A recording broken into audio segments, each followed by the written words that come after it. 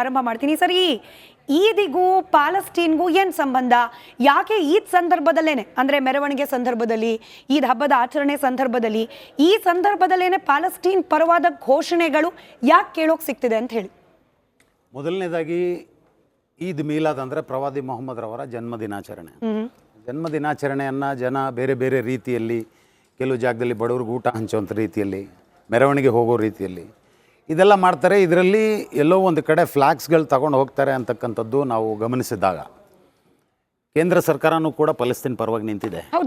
ಒಂದು ನಾವೇನಿಲ್ಲಿ ಭಾರತ ದೇಶದಲ್ಲಿ ಬೇರೆ ಬೇರೆ ಪಕ್ಷಗಳನ್ನು ನೋಡ್ತೀವೋ, ಕಾಂಗ್ರೆಸ್ ಪಕ್ಷನೂ ಕೂಡ ಒಂದು ಕಾಲದಲ್ಲಿ ಇಂದಿರಾ ಗಾಂಧಿರವರು ನೇರವಾಗಿ ಯಾಸರ್ ಅರಫಾತ್ನ ಕರೆದು ಚೀಫ್ ಗೆಸ್ಟಾಗಿ ಮಾಡಿ, ನಾನು ನಿಮ್ಮ ಪರವಾಗಿರ್ತೀನಿ because you are the indigenous people of Palestine ಅಂತೇಳಿ ಹೇಳಿದರು ಅವರು.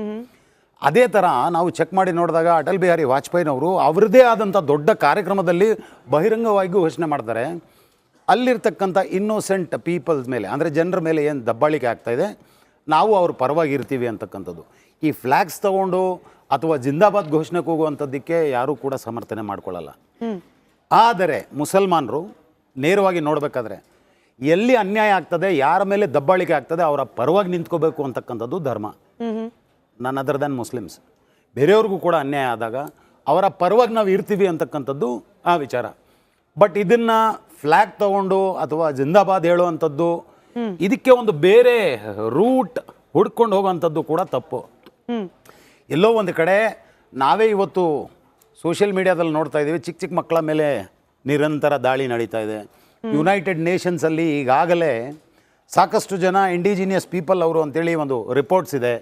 ಸೊ ಅವರ ಪರವಾಗಿ ಯಾರೂ ಇಲ್ಲ, ನಾವು ನಿಮ್ಮ ಪರವಾಗಿ ಇದ್ದೀವಿ ಅಂತಕ್ಕಂಥದ್ದು ಹೇಳೋ ರೀತಿ ಬಹುಶಃ ತಪ್ಪಿರ್ಬೋದು. ಆದರೆ ನಾವು ಅವ್ರ ಪರವಾಗಿದ್ದೀವಿ ಅಂತಕ್ಕಂಥದ್ದು ತಪ್ಪೇನಿಲ್ವಲ್ಲ. ಈಗಾಗಲೇ ಸರ್ಕಾರನೂ ಕೂಡ ಆ ರೀತಿಯಲ್ಲಿ ನಡೆದಿದೆ, ನಾವು ಕೂಡ ಇದ್ದೀವಿ. ಹೌದು ಖಾನ್ ಸರ್, ನನಗೆ ಈ ಪ್ರಶ್ನೆಯನ್ನೇ ಪರ್ಟಿಕ್ಯುಲರ್ ಆಗಿ ನಿಮಗೆ ಯಾಕೆ ಕೇಳಿದೆ ಅಂತ ಹೇಳಿ ಅಂದರೆ, ನಾವು ಈ ಇಸ್ರೇಲ್ ಹಾಗೆ ಪಾಲಸ್ತೀನ್ನ ಹಮಾಸ್ ಉಗ್ರರ ನಡುವೆ ಯುದ್ಧ ಆಗ್ತಿರ್ಬೇಕಾದ್ರೆ ಗ್ರೌಂಡ್ಗೆ ಇಳಿದು, ಯುದ್ಧ ಭೂಮಿಗೆ ಇಳಿದು ಅಲ್ಲಿನ ವಸ್ತುಸ್ಥಿತಿಯನ್ನು ಪ್ರಸಾರ ಮಾಡಿದ ಏಕೈಕ ಕನ್ನಡದ ಚಾನೆಲ್ ರಿಪಬ್ಲಿಕ್ ಕನ್ನಡ. ಹೀಗಾಗಿ ಅವತ್ತೂ ಕೂಡ ನಡೆದ ಅನೇಕ ಚರ್ಚೆಯಲ್ಲಿ ನಾವು ಹೇಳಿದ್ವಿ, ರಿಪಬ್ಲಿಕ್ ಕನ್ನಡದ ಸ್ಟ್ಯಾಂಡ್, ಭಾರತದ ಸ್ಟ್ಯಾಂಡ್ ಕೂಡ ಪಾಲಸ್ತೀನ್ ವಿರುದ್ಧ ಅಲ್ಲ, ಹಮಾಸ್ ಉಗ್ರರ ವಿರುದ್ಧ. ಸೊ ಪಾಲಸ್ತೀನ್ನ ವಿರುದ್ಧವಾಗಿ ಯಾರೂ ಇಲ್ಲ. ಇವತ್ತು ಏನು ಪಾಲಸ್ತೀನ್ನ ಧ್ವಜ ಹಿಡಿತಿದ್ದಾರೆ, ಪಾಲಸ್ತೀನ್ ಪರವಾಗಿ ಘೋಷಣೆ ಕೂಗ್ತಿದ್ದಾರೆ, ಅವರಿಗೆ ತಾವು ಏನು ಮಾಡ್ತಿದ್ದೀವಿ, ಈ ಘೋಷಣೆಗಳನ್ನು ಯಾಕೆ ಕೂಗ್ತಿದ್ದೀವಿ, ಅದರ ಹಿಂದಿನ ಉದ್ದೇಶ ಏನು ಅನ್ನೋದರ ಅರಿವಿದೆಯಾ ಅಂತೇಳಿ ನಾನು ಇದಕ್ಕೆ ಸಂಬಂಧಪಟ್ಟಂತೆ ಎರಡನೇ ಬ್ರೇಕಿಂಗ್ ಅನ್ನು ತಗೊಂಡು ಉಳಿದ ಪ್ಯಾನಲಿಸ್ಟ್ಗಳನ್ನ ಮಾತನಾಡಿಸ್ತೀನಿ.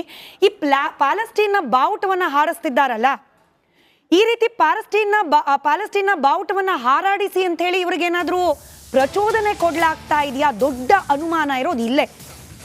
ಪಾಲಸ್ತೀನ್ ಬಾವುಟವನ್ನ ನಾವು ಯಾಕೆ ಪ್ರದರ್ಶನ ಮಾಡ್ತಿದ್ದೀವಿ, ಯಾಕೆ ಪಾಲಸ್ತೀನ್ನ ಪರವಾಗಿ ಮಾತನಾಡ್ತಿದ್ದೀವಿ, ಇದ್ರ ಬಗ್ಗೆ ಗೊತ್ತೇ ಇಲ್ಲದವರು, ಬಹಳ ಯೋಚನೆ ಮಾಡಿ ಈ ಪದ ಪ್ರಯೋಗ ಮಾಡ್ತಿದ್ದೀನಿ, ಇದ್ರ ಬಗ್ಗೆ ಗೊತ್ತೇ ಇಲ್ಲದವರು ಇಂಥ ಕೆಲ್ಸಕ್ಕೆ ಮುಂದಾಗ್ತಾ ಇದ್ದಾರಾ?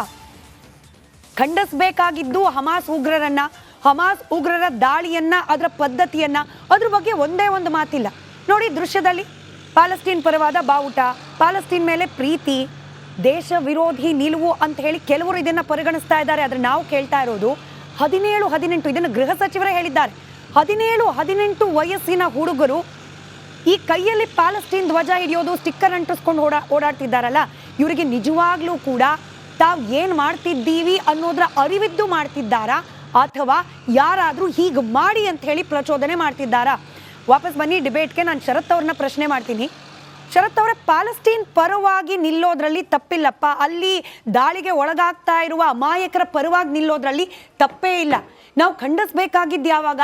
ನಾವು ಹಮಾಸ್ ಉಗ್ರರ ಪರ ಅಂತ ಹೇಳಿ ಯಾರಾದ್ರೂ ಹೇಳಿದ್ರೆ, ಹಮಾಸ್ ಉಗ್ರರ ಪರವಾಗಿರುವ ಘೋಷಣೆಗಳನ್ನ ಕೂಗಿದ್ರೆ ಖಂಡಿಸಬೇಕಾಗಿತ್ತು. ಈಗ ಹಾಗಾಗ್ತಿಲ್ವಲ್ಲ, ಯಾಕೆ ಹಿಂದೂ ಪರ ಸಂಘಟನೆಗಳಿಗೆ, ಬಿಜೆಪಿಗೆ ಈ ಪ್ಯಾಲೆಸ್ಟೈನ್ ಪರವಾಗಿ ನಿಲ್ತಿರೋದು ಕೂಡ ತಪ್ಪು ಅಂತ ಗೋಚರಿಸ್ತಾ ಇದೆ? ನೋಡಿ, ಇದರಲ್ಲಿ ಒಂದು ನಾವು ಸ್ಪಷ್ಟ ಮಾಡ್ಕೊಳ್ಬೇಕಿದೆ. ಇವತ್ತು ಪ್ಯಾಲೆಸ್ಟೈನ್ ಪರವಾಗಿ ಈ ರೀತಿ ಈಗ ಧ್ವಜ ಹಾರಾಟ ಮಾಡ್ತಾ ಇರುವಂತದ್ದು, ಪರವಾಗಿ ನಿಲ್ಲುವಂತದ್ದು ಒಂದು ರೀತಿಯಲ್ಲಿ ಭಯೋತ್ಪಾದಕರಿಗೆ ಸಪೋರ್ಟ್ ಮಾಡ್ತಿರುವಂತಹ ಕೃತ್ಯ ಇದು. ಯಾಕಂತ ಹೇಳಿದ್ರೆ ಪ್ಯಾಲೆಸ್ಟೈನ್ ಈಗ ಏನು ಇಸ್ರೇಲ್ ಅಟ್ಯಾಕ್ ಅನ್ನ ಮಾಡಿತ್ತು ಗಾಜಾ ಮೇಲೆ, ಆ ಸಂದರ್ಭದಲ್ಲಿ ನಾವು ಒಂದೊಂದು ಅಂಶವನ್ನ ಗಮನಿಸಬೇಕು. ಯಾವ ಉದ್ದೇಶದಿಂದ ಈ ಒಂದು ಅಟ್ಯಾಕ್ ಆಯ್ತು? ಪ್ಯಾಲೆಸ್ತೀನ್ ಅವರು ಹೇಗೆ ಇಸ್ರೇಲಿನ ಸುಮಾರು 300 ಅಮಾಯಕ ನಾಗರಿಕರನ್ನ ಹತ್ಯೆಯನ್ನ ಮಾಡಿದ್ರು, ಸಾವಿರಾರು ಜನರ ಬಂಧನ ಮಾಡಿದ್ರು, ಬಲಾತ್ಕಾರ ಮಾಡಿದ್ರು. ಅಕ್ಟೋಬರ್ 7ನೇ ತಾರೀಕಿನಲ್ಲಿ ಆದಂತಹ ಅನೇಕ ವಿಡಿಯೋಗಳು ವೈರಲ್ ಆಗಿದೆ. ಯಾವ ರೀತಿಯಲ್ಲಿ ಹೆಣ್ಣು ಮಕ್ಕಳನ್ನ ಬಲಾತ್ಕಾರ, ಅತ್ಯಾಚಾರ ಮಾಡುವಂತದ್ದು, ಹತ್ಯೆ ಮಾಡುವಂತದ್ದು, ಈ ರೀತಿಯ ಕೃತ್ಯಗಳು, ಭಯೋತ್ಪಾದನಾ ಚಟುವಟಿಕೆಗಳನ್ನ ಮಾಡಿದ್ರು. ಇವತ್ತು ಅಂತಹ ಭಯೋತ್ಪಾದನಾ ಚಟುವಟಿಕೆಯನ್ನ ಮಾಡುವಂತಹ ದೇಶಕ್ಕೆ ಇವತ್ತು ಸಪೋರ್ಟ್ ನೀಡುವುದು ಅಂತ ಹೇಳಿದ್ರೆ ಇವರು ಭಯೋತ್ಪಾದಕರೇ.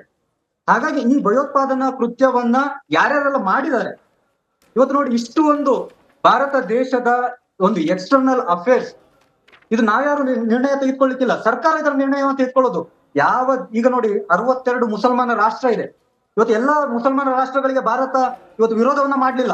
ಯಾವ ದೇಶದಲ್ಲಿ ಭಯೋತ್ಪಾದನಾ ಚಟುವಟಿಕೆಗಳು ನಡೀತಾ ಇದೆ, ಭಯೋತ್ಪಾದನಾ ಚಟುವಟಿಕೆಗಳು ಕುಮ್ಮಕ್ಕು ನೀಡ್ತಾ ಇದ್ದಾರೆ, ಅಂತಹ ದೇಶಗಳಿಗೆ ಯಾವುದೇ ಸರ್ಕಾರ ಇದ್ರೂ ಸಹ, ಯಾವುದೇ ದೇಶ ಇದ್ರೂ ಸಹ ಸಪೋರ್ಟ್ ಅನ್ನ ಮಾಡುವುದಿಲ್ಲ. ಇವತ್ತು ಭಾರತದಲ್ಲಿರುವಂತಹ ಅಂದ್ರೆ ಈ ಒಂದು ಜಿಹಾದಿ ಮನಸ್ಥಿತಿಯ ಯುವಕರು ಇವತ್ತು ಕೊಪ್ಪಳದಲ್ಲಿ, ದಾವಣಗೆರೆಯಲ್ಲಿ ಇಷ್ಟು ಬಹುಸಂಖ್ಯಾತ ಹಿಂದೂಗಳಿರುವಂತಹ ದೇಶದಲ್ಲಿ ಸಹ ಸರ್ಕಾರದ ಒಂದು ನಿರ್ಣಯವನ್ನ ಅಲ್ಲಲ್ಲ ಶರತ್ ಅವರೇ, ಅಂದ್ರೆ ಹಿಂದೂ ಮುಸ್ಲಿಂ ಅಲ್ಲ ಇದು ಅಂತ ಹೇಳಿ ನಾನು ಮತ್ತೆ ಸ್ಪಷ್ಟಪಡಿಸ್ತಿದ್ದೀನಿ. ಬಟ್ ಈದ್ ಸಂದರ್ಭದಲ್ಲೇನೆ ಈ ರೀತಿಯ ಘೋಷಣೆಗಳು, ಈದ್ ಮೆರವಣಿಗೆ ಸಂದರ್ಭದಲ್ಲಿ ಈ ರೀತಿಯ ಬಾವುಟ ಪ್ರದರ್ಶನ, ಇದ್ರ ಹಿಂದೆ ಬೇರೆ ಏನಾದ್ರೂ ಉದ್ದೇಶಗಳು ನಿಮಗೆ ಕಂಡು ಬರ್ತಾ ಇದೆಯಾ? ಅದರಿಂದ ಏನಾದ್ರೂ ಆತಂಕ, ಅನುಮಾನಕ್ಕೆ ಕಾರಣವಾಗ್ತಾ ಇದೆಯಾ? ನನ್ನ ಪ್ರಶ್ನೆ ಇಷ್ಟೇ. ಖಂಡಿತ. ಈಗ ನೋಡಿ, ಇವತ್ತು ಫ್ರೀ ಪ್ಯಾಲೆಸ್ಟೈನ್ ಅನ್ನುವಂತಹ ಒಂದು ಟಿ ಶರ್ಟ್ ಹಾಕ್ತಾರೆ, ಧ್ವಜ ಹಾಕ್ತಿದ್ದಾರೆ, ಅಥವಾ ರೋಡಲ್ಲೇ ಆರಾಮಾಗಿ ಓಡಾಟವನ್ನು ಮಾಡ್ತಿದ್ದಾರೆ. ಇದೇ ಜನ ಮುಂದೊಂದು ದಿನ ಭಾರತ ದೇಶವನ್ನ ಇಸ್ಲಾಮಿಕ್ ಸ್ಟೇಟ್ ಮಾಡ್ಬೇಕು ಅಂತ ಹೇಳಿ ಹೋರಾಟ ಮಾಡಿದ್ರು. ಅವಾಗ ಯಾರು ರಕ್ಷಣೆ ಮಾಡುವಂತದ್ದು? ಇವತ್ತು ಇವರಿಗೆ ಸಪೋರ್ಟ್ ಮಾಡ್ತಾ ಇದ್ದಾರೆ ಅಂತ ಹೇಳಿದ್ರೆ ಅವರನ್ನು ಸಹ ನಾವು ಇದರಲ್ಲಿ ತನಿಖೆಗೆ ತೆಗೆದುಕೊಳ್ಬೇಕಿದೆ. ಇವತ್ತು ಈ ಒಂದು ಘಟನೆಗೆ ಸಪೋರ್ಟ್ ಮಾಡಿದ್ರೆ ನಾಳೆ ಭಾರತ ದೇಶವನ್ನ ಇಸ್ಲಾಮಿಕ್ ಸ್ಟೇಟ್ ಮಾಡ್ಬೇಕಾದ್ರೂ ಸಹ ಇವ್ರು ಸಪೋರ್ಟ್ ಮಾಡ್ತಾರೆ. ನನಗೆ ವೈಯಕ್ತಿಕವಾಗಿ ನಿಮ್ಮ ಈ ಹೇಳಿಕೆ ಬಗ್ಗೆನೇ ಅನುಮಾನಗಳಿದೆಯಪ್ಪ. ನಾನು ಚಂದ್ರಶೇಖರ್ ಅವ್ರನ್ನ ಕೇಳ್ತೀನಿ. ಚಂದ್ರಶೇಖರ್ ಅವರೇ, ಸಪೋರ್ಟಿಂಗ್ ಪ್ಯಾಲೆಸ್ಟೈನ್, ಅಲ್ಲಿರುವ ಅಮಾಯಕರನ್ನ ಸಪೋರ್ಟ್ ಮಾಡುವುದು ಅಂದ್ರೆ ಭಾರತ ವಿರೋಧಿ, ದೇಶ ವಿರೋಧಿ ನಿಲುವು ಅಲ್ಲ, ಭಯೋತ್ಪಾದಕರನ್ನ ಬೆಂಬಲ ಮಾಡೋದು ಅಲ್ಲ. ಯಾಕೆ ಇದನ್ನ ಆ ಅರ್ಥದಲ್ಲಿ ಬರೋ ರೀತಿಯಲ್ಲಿ ಮಾಡಲಾಗ್ತಾ ಇದೆ? ಪ್ಯಾಲೆಸ್ಟೈನ್ಗೆ ಧ್ವಜ, ನಾನು ಖಾನ್ ಅವ್ರು ಹೇಳಿದ್ದನ್ನು ಒಪ್ತೀನಿ, ನಮ್ಮ ದೇಶದಲ್ಲಿ ನಿಂತು ಬೇರೆ ದೇಶದ ಧ್ವಜವನ್ನ ನಾವು ಹಾರಾಡಿಸ್ತೀವಿ ಅಂದ್ರೆ ಉದ್ದೇಶಗಳ ಬಗ್ಗೆ ಸಂದೇಹ, ಪ್ರಶ್ನೆ ಬರುತ್ತೆ. ಬಟ್ ಪ್ಯಾಲೆಸ್ಟೈನ್ನ ಅಮಾಯಕರ ಪರವಾಗಿ ನಾವು ನಿಲ್ತೀವಿ ಅಂತಂದ್ರೆ ಅವ್ರ ದೇಶ ವಿರೋಧಿ, ಭಯೋತ್ಪಾದಕರು ಹೆಂಗಾಗ್ತಾರೆ? ಖಂಡಿತವಾಗ್ಲೂ ಪ್ಯಾಲೆಸ್ಟೈನ್ ಪರವಾಗಿ ನಿಂತಿರೋದು ನರೇಂದ್ರ ಮೋದಿ ಅವರು. ಭಾರತ ಯಾವತ್ತೂ ಪ್ಯಾಲೆಸ್ಟೈನ್ ಪರವಾಗಿ ಸಪೋರ್ಟ್ ಮಾಡ್ಕೊಂಡು ನಿಂತಿದೆ. ಆದ್ರೆ ಇಲ್ಲಿ ಇರ್ತಕ್ಕಂಥದ್ದು, ಅದ್ರ ಹಿಂದೆ ಇರ್ತಕ್ಕಂತಹ ಉದ್ದೇಶ, ನಿಜವಾಗ್ಲೂ ಮುಸಲ್ಮಾನರಿಗೆ ಅನ್ಯಾಯ ಆಗ್ತಿದೆ ಅಂತ ಇವ್ರು ನಿಲ್ಲಬೇಕು ಅಂತ ಹೇಳಿದ್ರೆ, ಇಡೀ ಜಗತ್ತಿನಲ್ಲಿ ಅತ್ಯಂತ ಹೆಚ್ಚು ನರಮೇಧಗಳು ಮತ್ತೆ ಅನ್ಯಾಯ ಆಗ್ತಿರ್ತಕ್ಕಂಥದ್ದು ಚೀನಾದ ಯೂಗರ್ ಮುಸ್ಲಿಮ್ಸ್ಗೆ. ನರಮೇಧ ನಡೀತಿದೆ ಅಲ್ಲಿ. ಲಕ್ಷಾಂತರ ಮುಸಲ್ಮಾನರ ಕತ್ತರಿಸಾಗ್ತಾ ಇದ್ದಾರೆ. ಪ್ರತಿ ದಿವಸನೂ ಮಸೀದಿಗಳನ್ನ ಹಾಳು ಮಾಡ್ತಾ ಇದ್ದಾರೆ, ಮಸೀದಿಗಳನ್ನ ನಾಶ ಮಾಡ್ತಾ ಇದ್ದಾರೆ. ಅವರು ಇಸ್ಲಾಂ ಧರ್ಮವನ್ನ ಕುರಾನನ್ನ ಓದಂಗಿಲ್ಲ. ಇವ್ರಿಗೆ ಯಾರಿಗೂ ಒಬ್ರಿಗೂ ದಮ್ಮು ತಾಕತ್ತು ಇಲ್ಲ ಚೈನಾ ಮೇಲೆ ಮಾಡೋದಕ್ಕೆ. ಇವ್ರಿಗೆ ನಿಜವಾಗ್ಲೂ ಕಾಳಜಿ ಇದ್ರೆ ಇವರು ಯೂಗರ್ ಮುಸ್ಲಿಮ್ಸ್ ಪರವಾಗಿ ಮಾತಾಡಲಿ ಜಿನ್ಪಿಂಗ್ ಏರಿಯಾದಲ್ಲಿ. ಅದನ್ನ ಮಾಡೋದಿಲ್ಲ. ಉದ್ದೇಶ ಇರ್ತಕ್ಕಂಥದ್ದು ಏನು? ಹಾಗಾದ್ರೆ ಇವ್ರಿಗೆ ಉದ್ದೇಶ ಇರ್ತಕ್ಕಂಥದ್ದು ನೋಡಿ, ಚಾಕುವನ್ನ ಮನೆ ಒಳಗಡೆಗೆ ನನ್ನ ತಾಯಿ ಹಿಡ್ಕೊಂಡ್ರೆ ಯಾರು ಕೇಸ್ ಬುಕ್ ಮಾಡೋದಿಲ್ಲ.